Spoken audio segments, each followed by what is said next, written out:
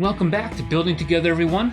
My name is Colin, and we've been working on our LEGO modular city and thought it would be a good time for an update. Here is our city from this summer. We've got a few streets and the LEGO modulars combined with a couple of other modular-like sets. It looks decent, but it definitely has room for improvement. One of those improvements is the roads. Now, a lot of people love the LEGO Mills system, which is based on the road plates that have come out in the LEGO City sets. I don't mind those, but they're definitely not my favorite, as converting a decently sized city to that standard requires you to use a number of different parts and a lot of them. In our last update, our roads were 16 studs wide and made of black 1x2 tiles.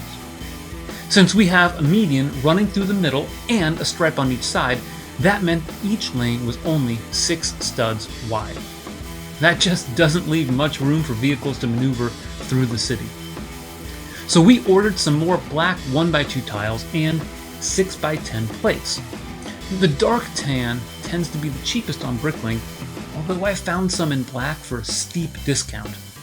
This allowed us to make our roads 20 studs wide. So with the median and the stripe on each edge, that makes the lanes 8 studs wide, which is much better for vehicular maneuverability. Now, we weren't done with the updates, but before we get into those, if you like LEGO modulars and cool city layouts, make sure you subscribe to our channel and ring the bell so that you don't miss any of our updates. We're getting close to the 1,000 subscribers that we really need and could use your help.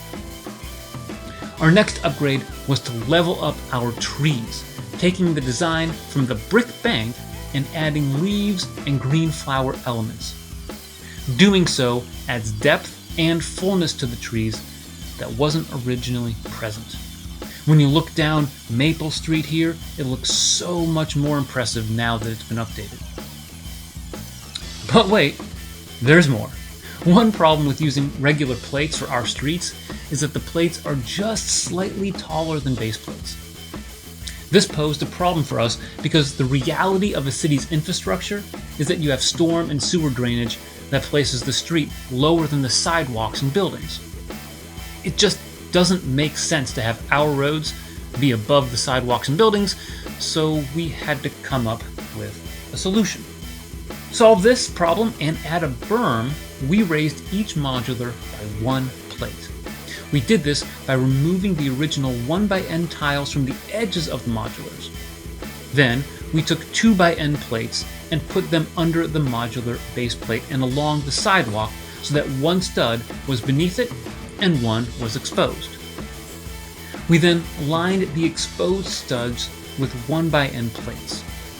Finally, we took 2x2 light blade tiles and connected sidewalk extensions to the base plates.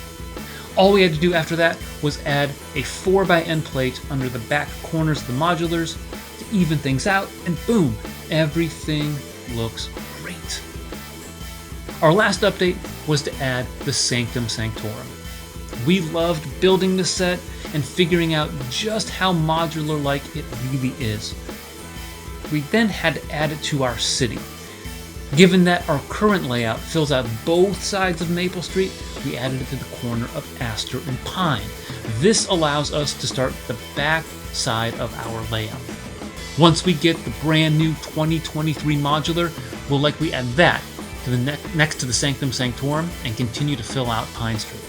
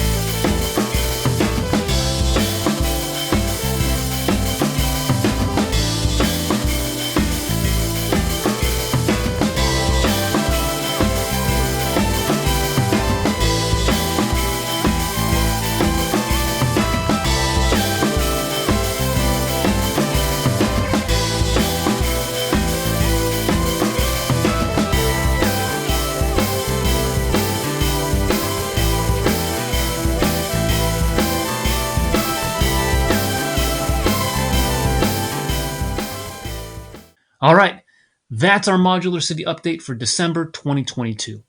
Thanks for watching, and make sure you subscribe and ring the bell for notifications. Have a happy holiday season, and make sure you spend some time building together.